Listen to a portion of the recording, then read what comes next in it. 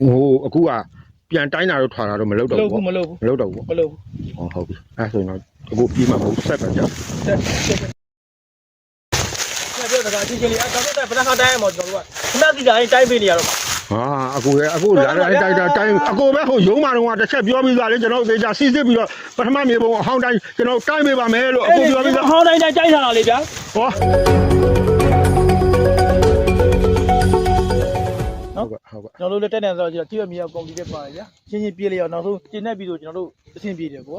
မနေ့ကရုံချင်းတခါအပြအမှုတွေရှိသမျှအမှုတွေအကုန်ပယ်ချလိုက်တော့ဗျာဟုတ်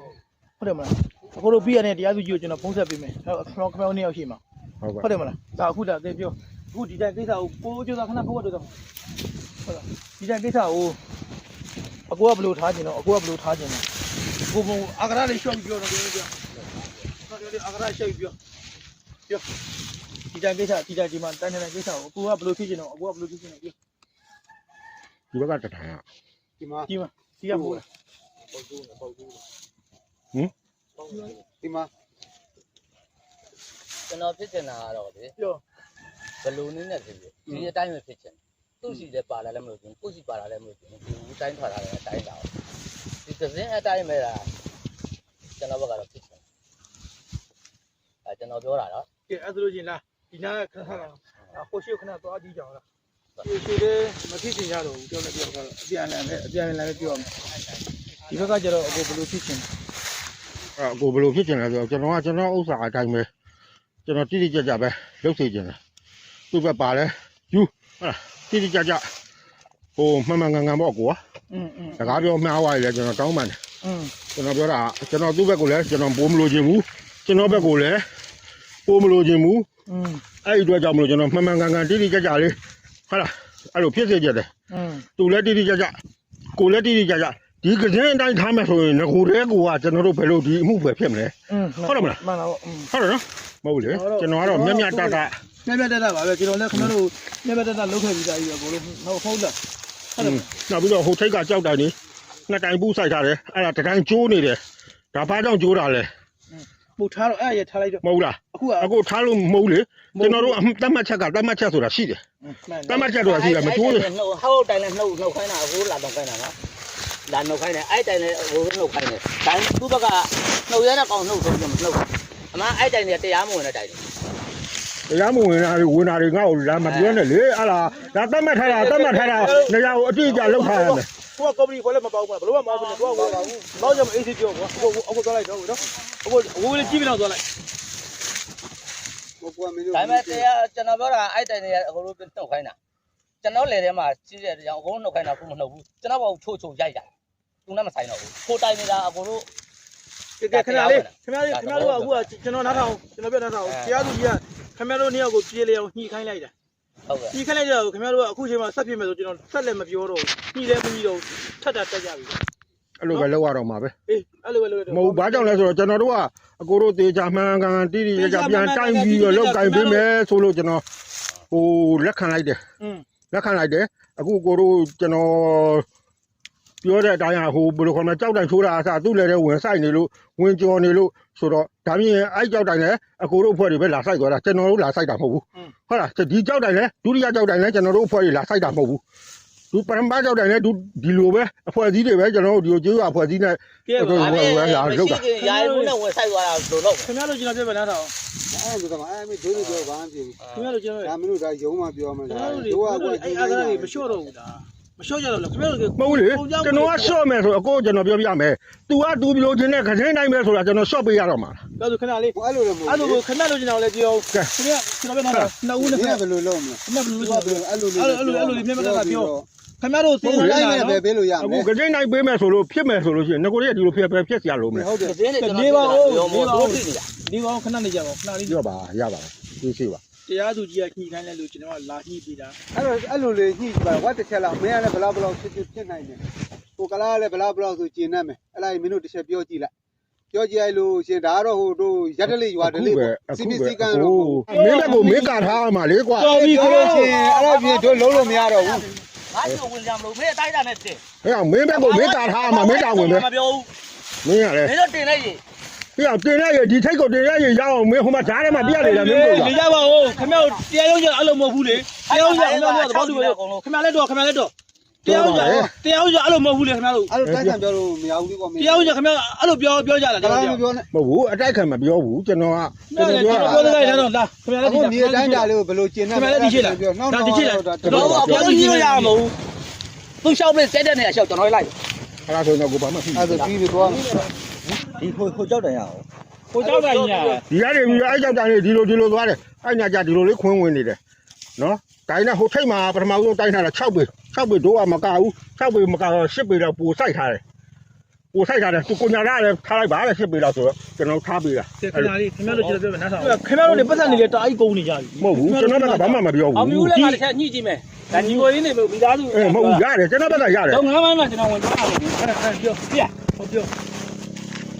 ကလားမကျင်နဲ့လဲငါရှင်းမယ်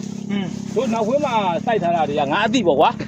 ဒါငါရှိဒီလဲမင်းလည်းမရောက်သေးဘူးမင်းလည်းမရောက်သေးဘူးကလားလည်းမရောက်သေးခင်ကတော့အဲ့ဒီကစင်းတွေကတော့အဲ့ဒီထားဘလောက်မှရှိတယ်အကွေးကွာမရှိဘူးတိတ်ပြီးတော့ကြောက်တိုင်ဆိုင်ထားတာတော့အများကြီးကွာတယ်ဟိုထဲဟုတ်ဒီဘက်ကိုကြီးလိုက်တဲ့ခါမှာတော့ကလားကမင်းဘက်ကိုပါထားတာမှန်တယ်ငါမိုးတွင်းကလည်းပြောတယ်ဒါပေမဲ့ဒီထဲကိစ္စတွေကိုငါတခါမှဝင်မရှင်းဘူးမင်းတို့ကဘယ်လိုပြောအခု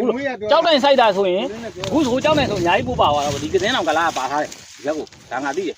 ရှင်းနိုင်မယ်ဆိုရင်ဒီကစင်းမရတာခိုးတော့နေဒီတိုင်းကစင်းပဲဒီလဲကျွန်တော်အရင်လုံးလောက်သွားတာကျွန်တော်တို့တင်ကသူတို့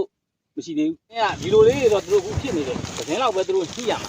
။ကိုယ်တော့လောက်ပဲ။မှန်တယ်ကတိုင်းပေးမယ်ဆိုရင်ကလားဒီဘက်ကနေပြန်တိုင်းပေးရင်အောင်မျိုးဘက်ကိုလည်းပေးရမှာ။မှန်တယ်။ဒီဘက်ကကျယ်ထားတယ်။ကလားပါထားတာ။ဒါကိုကျင်တတ်နိုင်မလား။ကျင်တတ်နိုင်မယ်ဆိုရင်ကလားမကျင်တတ်လဲငါရှင်းမယ်ကွာ။မင်းကိုပေးမယ်။ဟိုဘက်တွေကိုထားလိုက်အဲ့ကစင်းလက်ရှိတိုင်းပဲ။လက်ရှိတိုင်းကိုဖြောင်းပြီးတော့ကြောက်တိုင်းဆိုင်မင်းတို့။အရှင်းမျိုးငါပြောနေတာ အကိုလက်ဦးတော့ဒီကစင်းမရအကိုလုံနေတဲ့လက်နဲ့ကတော့ဆိုဟိုကစင်းမရကျွန်တော်အကန်ထဲမှာအခုကစင်းရောဘယ်လိုမျိုးရောက်သွား အာအကန်ထဲမှာမဟုတ်ဘူး အဲ့ဒါအကုန်လုံးအများတက်တယ်ရှိတယ်ကျွန်တော်ခေါ်မင်းလို့ရလက်ဦးလက်ရှင်အဟောင်းတွေအကုန်ခေါ်မင်းလို့ရတယ် ဘယ်လိုမဲမေးမဟုတ်ဘူးကဲအဲ့ချင်းကိုခုံဝင်းကိုသိမ်းမယ် ဟုတ်ပြောပြတာ ခဏလေးနေကြပါဦးခင်ဗျားနေကြပါဦးငါညှိပေးတာနေပါအကိုလည်းခဏလေးခင်ဗျားတို့ကျွန်တော်ရှင်းပြနားထောင်နှစ်ဦးလဲကုန်ဟိုကလဲကုန်ခင်ဗျားတို့သွားကားလာကားနဲ့ဒီနေကြတယ်အဲ့ဒါကြောင့်မို့ကျွန်တော်တို့ကအေးဆေးလက်ခံအဲ့ဒါခဏလေးကိုမျိုးပြောမယ်ကိုမျိုးကအခုဘယ်လိုဖြစ်ရှင်လဲပုံစံပြောကိုမျိုးကအ ကိုဘယ်လိုဖြစ်နေလဲဆိုအကိုတို့လုတ်ပေးတဲ့အပေါ်မှာကိုကျွန်တော်တို့ကအကိုတို့စကားနားထောင်ဖို့အကိုတို့မျှတာတယ်မမျှတာဘူးဆိုတော့ကျွန်တော်ကြည့်မှာကြည့်ပြီးသွားလို့ရှိရင်အကိုတို့လုတ်ပေးတဲ့ပုံစံပေါ်မှာမူတည်ပြီးတော့ကျွန်တော်တို့ကကြည်အေးတင်ကြည်အေးလိုက်မှာဟုတ်လားမျှတာလုတ်ပေးတယ်ဆိုရင်ဟာဒီလူကြီးမျှတာတယ်ကွာဟုတ်လားကြည်အေးလိုက်မှာအဲ့ဒီတော့မျှတာတရားသူကြီးပြောတဲ့ပုံစံကရှင်းတယ်ခင်ဗျားတို့နေရာကိုညှိခိုင်းတာတရားသူကြီးပြောတာရှင်းတယ်ဒါကျွန်တော်တို့ကတော့ဥပဒေရကျွန်တော်တိုင်းထွာပြီးသွားပြီဒီလိုတော့ရှိတယ်တရားသူကြီးပြောရတာရှင်းတယ်ခင်ဗျားတို့တငယ်ချင်းနှစ်ယောက်ညှိကြခင်ဗျားတငယ်ချင်းတော့အကားထားကြပတ်စံနေလေတော်တော်များများကုန်နေကြပြီသွားကြီးလာချက်နဲ့ခင်ဗျားတို့3နှစ်ကျော်သွားပြီကျွန်တော်ပြောတဲ့သဘောက3နှစ်ကျော်သွားပြီဗျာကိုမြတ်မော်လက်ထက်ကကိုမြတ်မော်လက်ထက်ကနေပြီးတော့အခုချိန်တော့3နှစ်ကျော်သွားပြီ ဘယ်မှာလက်ဆက်ကမတိုင်းဘူး ကျွန်တော်လည်းတိုင်းတာဗော အဲ့ဒါဆိုတော့ဒါကြားနေပြောင်းပြောတာပါ ပြောဗျာ ဟုတ်ပြီ ဟုတ်အဲ့ဒါဆိုရင်ကျွန်တော်ပြောပြမယ်လေ အဲ့သူတို့အပြစ်ပြတ် တော့ တယ် မှသူတို့ရောင်းတယ်အဲ့လေရှင်ကိုတော့ခေါ်လာလေရှင်ကိုခေါ်လာနော်လေရှင်ကိုခေါ်လာဘိုးဘိုးတော့မင်းတို့တွေက ပြပါဗျာခင်ဗျားတို့လည်းအရှင်းရှင်းခင်ဗျားတို့လည်းအခုခင်ဗျားတို့ကနေအင်းသားကြီးနဲ့ဘာမှမဖြစ်ဘူးနော်ဟိုမှာစားနေကြခင်ဗျာရှင်းနေတွေဘာညာတွေအကုန်လုံးပေးကျွေးနေရတာခင်ဗျားတို့အဲ့ဒါကိုစဉ်းစားခိုင်းနေတာ တို့ဒါတခုချက်မေးမယ်ကွာဒါပေမဲ့အဲ့ကုတ်ကိုမြင်ကရားတော့ဟုတ်ပြီအဲ့သူစားတဲ့မြောက်ပါဘောအဲ့မြောင်းတဲ့ဘယ်ဘောင်နဲ့အဲ့ဒါတင်ကြားဆိုတာ အဲ့ပထမဦးဆုံးအဲ့ဘောင်နှစ်ဘောင်ကိုဘောင်ကြားတဲ့တစ်ဘောင်ရောဟိုနေမြောင်းရောဖြည့်ပြီးတော့သူယူလိုက်တယ် ဟုတ်လေအခုလက်ရှိမြောင်းတဲ့ဘောင်နဲ့က မဟုတ်ဘူးအဲ့ဒါမဟုတ်ဘူးအဲ့ဒါအခုမှတူးတဲ့ဥစ္စာမနေ့ကမှကျွန်တော်လက်တာပက်တယ်နော်ငကိုဘောင်ဟောင်းကိုလက်တာပက်တယ်နော်ပြန်တူးထားတာပထမအဲ့မှာကျွန်တော်တို့ရှိတယ်ကောက်ရိုးထိုးချလိုက်တယ်ကျွန်တော်ချွေးလေးထိုးတော့မလွန်မလားမလို့ထိုးလေးစီဆိုပြီးကျွန်တော်ဘာမှမပြောဘူးနောက်ပိုင်းပြေးသွားတယ်အဲ့ဘက်ကိုတိုးပြီးအိမ်ဆောက်ပလိုက်တယ်အဲ့လိုလုပ်တာ ဟုတ်ကျွန်တော်အမဟုတ်လေအဲ့ကိုခုံးပဲခေါ်တယ်နော် तू ကရောင်းတာ तू နိုင်တရားပြပြရကိုခုံးနဲ့တော့ကျွန်တော်ဘာမှပြပြတက်တာမဟုတ်အဲ့ကိုခုံးဝင်းကပြောင်းမော်နေပဲတရားတယောက်ပြည်တယောက်ရှိကြအဲ့ဟိုဘက်ကအမှန်တကယ်အောင်မပါဘူးမင်းအဲ့ဒါအဲ့ကြောင့် အကိုကျွန်တော်သိတယ်ဆိုတာအကိုဒီကကလားမင်းတို့ကပါထားတာအမှန်အဲ့ဒါငါမဟုတ်တာမပြောဘူးဒီဘက်ကပါထားတယ်ပါထားတဲ့ဟာကိုအခုဒီတပြန်ဒီလိုဖြောက်ပြီးတော့ဟိုဆွဲပြလို့ရတယ်ကလားမပေးလဲငါပေးမယ်ကွာ မဟုတ်ဘူးဘက်ကဟာတော့အဲ့တိုင်းမှားနေတယ်ဖြစ်မှားနေတယ် မမာဘူး ဟိုမအဲ့လိုလေးကြည့် တကယ်လို့မှားတယ် အခုအကိုတို့ကြီးတဲ့ပုံစံကအကိုတို့ကြီးတဲ့ပုံစံကကတင်းတိုင်းထားဖို့ပဲကျွန်တော်ညှိနေကြတာ ကိုကလာကိုကျွန်တော်ပြော ဟုတ်လား ဒီကနေ အုပ်ချုပ်ရေးမှုကျွန်တော်ကိုကြီးပြောတာနားထောင်ကြည့်သူတို့ကတင်းတိုင်းထားဖို့ပဲညှိနေကြတာအကိုကြီးကိုပြန်တိုင်းပေးဖို့ညှိနေတာမဟုတ်ဘူး အဲ့တပင်တက်လုံးဒီဘုံတော့မှကြည့်အဲ့တပင်ကဒီကလေးပေါ်မှာပဲသူ့လက်သားတွေကတပင်ဖြစ်နိုင်မှာမလားဒီဘုံတော့မှကြည့်တာ အဲ့ဒီမြောင်းကနေကြနည်းနည်းလေးမင်းတို့ခုနှစ်ရှုနေမင်းတို့တွေခုနှစ်ရှုနေတာမဟုတ် ဝေ ဘူး သွားလေးဖြစ်ကြပါကွာ ကလားကုန်းကငါဖိုးခဲ့တဲ့တလင်းကုန်းမှာငါမဟုတ်တာမပြောပါဘူးမင်းအသေးစိတ်ကကြည့်နေတာငါကြားတယ် အဲ့ဒါလေးကိုထမ်းပြောတော့ မင်းတို့လည်းငါတကားတို့လည်းငါမပြောဘူးမင်းတို့လည်းတန်တရားရှင်းလို့ကပြောတာ အကိုတို့ကကျွန်တော်ပြောပြရှင်းရှင်းလေးအကိုတို့တွေဒီဟာလေးနဲ့အကိုတို့ဘာဖြစ်သွားကြမှာတော့အကြီးကြီးဖြစ်ကြမှာလားကျွန်တော်ရှင်းပြတာခင်ဗျားတို့ကြည်ရကြည်တယ်ဒီတိုင်းနေပြင် ထိုက်ထားတာလည်းထားလိုက်တော့ဟိုဒီလည်း ဟိုသူတက်ချင်တက်တယ်ဆိုတာလွတ်တာပြီးလိုက်ကို လေးရတယ် နောက်တော့တရားရုံးကျတော့အဲ့လိုမဟုတ်ဘူးနှစ်ဦးသဘောတူပါမယ်ကြည်လည်ပါမယ်လို့ခင်ဗျားတို့နှစ်ယောက်လုံးကပြောကြတာအခုကျတော့ခင်ဗျားတို့ကသဘောမတူကြပြန်ဘူး ဒီမှာပြည်တဲ့ချင်းအခုပဲပုံရရင်ပုံများကုန် ဟုတ်ပါတယ်အကိုကြီးကလည်းမင်းကအခုက तू ကဒီကတင်းတိုင်းပဲ तू ကဖြစ်စေချင်တာဟာလားသူတို့ပြောတဲ့ပုံစံရအောင်ဒီကတင်းတိုင်းပဲဖြစ်စေချင်တာဆိုတော့ပုံစံ အဲ့ဒီအဲ့တော့ မဖြစ်နိုင်မလား အကိုကတော့ဘယ်လိုဖြစ်ချင်တော့အခုဘက်ကနည်းနည်းလေးစဉ်းစားလိုက်ခင်ဗျားတို့ဘက်ကလည်းဘယ်လောက်ရှော့ပေးနေလို့သူဘက်ကလည်းဘယ်လောက်တိုးယူနိုင်မလဲနည်းနည်းလေးပြောကြည့်လိုက်အဲ့လိုလေးညှိကြပါဆိုခင်ဗျားတို့ရေရေပြောပြီး ကင်းတိုင်းမဖြစ်ဘူးလေကွာဒီဘက်မှာကင်းတိုင်းလားဒီမှာပေးထားတယ်လေငါပေးမယ်လို့ပြောတာကလားမပေးလေဒီကနေဟိုကြောက်တိုင်ကိုပေးမယ်ဒီကင်းတစ်လုံးလုံးမင်းရမယ်အခုဟိုစိုက်ထားတဲ့ကြောက်တိုင်ဆိုတာလည်းမင်းဘက်ကိုပါထားတယ်ဒီလက်သားရတယ်ခုလည်းအဲ့ဒါတွေထားဒီဘက်ကိုခုထည့်ပြီးဟိုကြောက်တိုင်ကိုဖြောင်းမယ်ဒီကနေ အခုကြောက်တယ်ဖြောက်ရတယ်ကိုကလည်းပြောမယ်ဆိုတာမျိုးတိုင်းကြောက်တယ်အတူကနေပြီးတော့ကိုယ့်ဘက်ကိုဖြောက်ပေးလိုက် ကျောင်းလို့တော့မရတော့ဘူးအဲ့လိုခွင်လေးပဲ ဟိုကတော့ကင်းကနေဆယ်လန်တကြိုးတစ်ချောင်းထောက်ကြအောင်ပါ ကျွန်တော်အဲ့ခွင်တိုင်းပဲထားမှာ ဖြစ်မှာမဟုတ်ပါ ရှိ ဘူး ကင်းကိုဆယ်လန်တကြိုးတစ်ချောင်းထောက်လာ ဖြစ်မှာမဟုတ်ပါဘူးဆိုတာဒီလိုပုံစံမျိုးနဲ့ကတော့အကို तू ကခို तू ကတင်းရဟိုနေဖြစ်မယ်ကျွန်တော်ဒီဘက်မှာပါတဲ့ဥစ္စာဟုတ်တယ်မလားအခုတူတိုင်းယူလိုက်ဟိုဘက်ကပါတယ်တိုင်းလိုက်ပါဝါကျွန်တော်ဘက်ကပါဝါရင်စဘာပါယူလိုက်ဗျာအဲ့လို ဟိုကဒီဟာကန်းကကန်းမောက်ဒီဆိုတော့ဘယ်သိနေလဲ ကျွန်တော်ကမ်းပေါက်ထိပဲတခါရဲကိစ္စ ကမ်းမောက်ကမပေါကမ်းမောက်ကခင်ဗျားတို့ပုံစံခွဲမပေါသူ့ပုံစံခွဲမပေါဘူးတယောက်ပုံစံခွဲမကမ်းမောက်မပေါ အဲ့ဒါဆိုကျွန်တော်ပြောပြမယ် အဲ့တော်တော်လေးပါ အခု အခုမင်းအဆုံးမဲ့ အကိုကျွန်တော်ပြောပြမယ်ဟိုကိုယ့်အိမ်ရှိကကိုဦးလားမဟုတ်လား ကိုအိရှိကကိုဦးလားမှန်တယ်ခင်ဗျားတို့ပုံစံခွဲမှာပြန်ကြည့်လိုက်ကိုအိရှိကကိုဦးလားပါလာလို့ဘလို့ချန်နေမှာကြည့်ရဒေကိုပြန်ကြည့်လိုက် ဟုတ်ပါဘူး အဲ့ဒါတော်ကြံပြီမိကွင်းမြေလို့ခေါ်တယ် မင်းကြောက်တိုင်တန်းသွားမယ်ဆိုဒီကောင်းအိမ်ကိုတိုက်တယ်မင်းပြောတဲ့သားကိုလည်းငါပေါက်တယ်မင်းအဲ့လိုလည်းမင်းဘက်ကမလုံးနဲ့ဒါလည်းမဖြစ်နိုင်ဘူးကွာ ဒီမှာလေဒီဘက်ထိပ်ကပေးလို့ဆိုရင်လေ ရက်ပေးတာပြီဟုတ်တယ်ပါတယ်ဆိုရင်ရက်ပို့ပေးလိုက် ကြောက်တိုင်းဒီ ငါထောက် ကြောက်တိုင်းဒီဘက်ကတိုးယူဟိုဘက်ကလည်းဒီနောက်ခွေး ကင်းတိုင်းပဲထားလိုက် တာနာခါတိဒါလေဒီကလုံးလို့ရတဲ့အထီကိုတကားပြောတာပေါ့ အဲ့အကောင်လေးတွေပြောဟိုရင်းနှီးခင်မင်းကျင်းနေတော့ဒါတွေကဘူးမှမပြော ဟိုဘက်ခြံကိစ္စတော့ကျွန်တော်လည်းမပြောတတ်ဘူးအခုခြံကိစ္စကြီး နဲတော့ကတော့ကျွန်တော်ဘာတကားမှမပြောခဲ့ပါဘူးကိုယ် ဟိုကလူငွေရမင်းတို့တွေပြီးသွားကြအောင် လင်းနေကြနေပဲစ တက် ကား ပြီး ပြော မုံမပွားစေချင်ကြဘူးကွာ ဟိုဘက်ဥယျာဉ်ခြံဘက်ကိုထက်စကားမပြောနဲ့အောင် အဲ့မင်းတို့အခုတိုက်ထားတဲ့အတိုင်းတိုင်းမယ်ဆိုရင်ရတယ်တိုင်းမယ်အဲ့တိုင်းမယ်ကျွန်တော်လက်သက်ခံရတယ်အဲ့ကင်းတိုင်းမထားဘူးဆိုတော့အခုတိုင်းထားခဲ့တဲ့အတိုင်းပဲ ကဲအဲ့ဒါဆို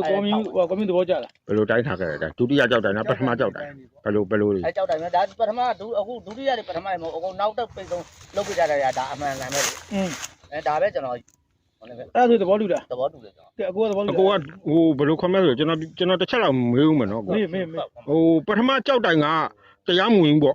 အဲ့ဒါအကိုတစ်ချက်လောက်ပြောပါအောင်အကိုတို့ပဲလာတိုင်းတာပဲလေအကိုရဲ့အုပ်ချုပ်ရေးမှု မင်းကပြွေးတယ်များနေပြီနော် မဟုတ်ပါဘူး ကျွန်တော်ပြောမယ် မဟုတ်ပါဘူး အကိုကြောင့်ကျွန်တော်သိသွားပြီ ကျွန်တော်ပြောတာရှင်းကျွန်တော်ပြောတာလေ အကိုပုံစံမကြောက်ဘူးနော် ဩအကိုရဲ့ကျွန်တော်ပြောတာကျွန်တော်ဘက်ကမျက်မျက်တတဟိုဘက်ကလည်းမျက်မျက်တတလှုပ်လိုက်အကိုတို့ပြောတဲ့စကားကိုကျွန်တော်တို့နားထောင်သွားမယ်ဟုတ်လားကျွန်တော်ပြောနေတာရှင်းလေးရယ်အကိုဘက်ကလည်းမျက်မျက်တတလှုပ်လိုက်သူ့ဘက်ကလည်းမျက်မျက်တတလှုပ်လိုက်လို့ရှိရင်ဟိုအခုကကစင်းတိုင်းကိုဆွဲမယ်ဆိုတော့အကုန်လုံးဝိုင်းပြောနေကြတယ်စကားကိုအကိုနည်းနည်းတော့ခံမကြည့်ပါဘူး အကုန်လုံးကကစင်းတိုင်းဆွဲမယ်ဆိုတော့သဘောတူကြတယ်ဘယ်ကောင်သ မ ဘော ဟုတ်ဘူးသဘောမတူဘူးလေဒါပေမဲ့သူတို့ဘက်ကနေပြီးတော့ကစင်းတိုင်းကိုအကုန်လုံးဝိုင်းညှိနေကြတယ် ဘယ်သူဘက်ကညှိတောင်ပြော မဟုတ်ဘူးဟိုမှာဟိုနေတော့ကိုထွန်းနိုင်လို့ဘယ်လိုပြောတာ မင်းယူအခု အဲ့လိုငွေရညမင်းတို့ထဲမှာမပေးတာ ပေါ့သွားပြီအဲ့ဒါဆိုရင်အကိုကျွန်တော်ပြောမယ်အခုနောက်ဆုံးတိုင်းနဲ့ကြောက်တိုင်းအတိုင်းအဖြောင်းနေပဲဆွဲလိုက် ဟုတ်တယ်အဲ့တိုင်းပဲဆိုတော့ ကျေသားကြီးပဲဆွဲလိုက် လေသားကြီးဒီအခုကွန်မြူဘက်ကိုပါတာကိုလည်းပေးလိုက်ဟိုဘက်ကပါတာကိုလည်းကွန်မြူယူ ယူ လိုက် လိုက်ပြီးပြီသားပဲ အဲ့ဒါသူတို့ပုံစံခွန်ထဲမှာတိုင်းဟာဆိုရင်လည်းအဲ့တိုင်းပဲယူလိုက် ဟုတ်ပါလေလေကအရှိအဲ့မှာဝေါ်မြူတဲ့ကို ဟိုအရှိ ပါသွားတယ် ပေးလိုက်အရှိ ဟိုထိတ်မှာဝေါ်မြူကပြန်ရမယ်ယူလိုက်လေနှခမ်းဆက်ဒီပဲဟိုဘက်ကမ်းပေးဒီကျွန်တော်တို့မပါဘူးအခုလေရမြေလောက်ကင်စားသောက်ခွင့်ပေးထားတဲ့အထိပဲဟိုဝေါ်မြူကကမ်းပေါက်ကိုကျွန်တော်စကားလည်းမပြော ကမ်းပေါက်ကြတော့ဘယ်လိုပုံစံကြ ကမ်းပေါက်ကတစ်တော်မြေကြီးတွေမိကွင်းမြေကြီး တစ်တော်မြေကဆွန့်လွတ်ပြီးသွားတာကြားလိုက်ပြီ သွတ်လပြီးသားကြာပြီသွတ်လပြီးသားကြာပြီဒန်ကြီးပဲသွတ်လို့တာချန်ပီယံမသွတ်လို့ဘူး ဟုတ်ကဲ့ဟိုအခုကပြန်တိုင်းတာတော့ထွာတာတော့မလုပ်တော့ဘူး မလုပ်ဘူး မလုပ်တော့ဘူး မလုပ်ဘူး ဟုတ်ပြီအဲ့ဆိုရင်တော့အခုပြီးမှမဟုတ်ဆက်ပဲကြာ တိုင်းပေးမယ်ဆိုလို့ရှိရင်ခင်ဗျာကျင်းနေမယ် ဩတိုင်းလေကိုကလည်းတိုင်းပါ ဘယ်လိုကျင်းနေမလား ဩတိုင်းပြီးလို့အခုကျွန်တော်ပြောတာရှင်းရှင်းလေးအခုမျှတမယ်အခုတို့ဘက်ကနေကိုတိုင်းပြီးတော့တိတိကျကျ ပေးပြီးတော့မမြတ်တော့ဘူးဆိုတော့ခင်ဗျာအဲ့စကားမျိုးပြောလာတော့ ကိုတိုင်းပြီးတော့တိတိကျကျဖြစ်လာတယ်ဆိုရင်အခုကြီးလက်မခံဘူးဆိုရင်မင်းကငါတဲ့ငယ်တဲ့လူဟုတ်လားအုတ်ချုပ်ရမှုမင်းကငါတဲ့ငယ်တဲ့လူမင်းလည်းသိတယ်မျှတတယ်မမျှတဘူးဆိုတော့အခုလက်ဦးလက်ရှင်လက်သမားတွေခေါ်လိုက်နော်ခေါ်ပြီးတော့ကြည့်လိုက်မေးကြည့်လိုက် အခုတော့ဟိုစကားပြောလိုက်တယ်အခုတိုင်းနေတာကိုတို့ကပါတော့တော်တော်စိုက်ရိုက်ပေးကြတာနော်အဲ့ဒါတိုင်းထားတာမဟုတ်ဘူးလားအတိုင်းထားတာမဟုတ်ဘူးလားအဲ့တိုင်းတိုင်းပြီးအဆောင်ဆွဲလိုက်အဲ့လိုကြလားခင်ဗျာလက်မခံဘူးခင်ဗျာပြောစကားချင်းချင်းလေးအဲ့တော့ဗဒခါတိုင်းမှာကျွန်တော်တို့ကခင်ဗျာစီတိုင်းပေးနေရတော့ပါ ဟာအခုလာတိုင်းအခုပဲဟိုရုံးမတော်ကတစ်ချက်ပြောပြီးသားလေကျွန်တော်သေချာစီစစ်ပြီးတော့ပထမမြေပုံအဟောင်းတိုင်းကျွန်တော်တိုင်းပေးပါမယ်လို့အခုပြောပြီးသား ဟောင်းတိုင်းတိုင်းထားတာလေဗျာ ဟောအခုတိုင်းထားတာကိုက ဒီနေ့ကတော့ဘယ်မှာ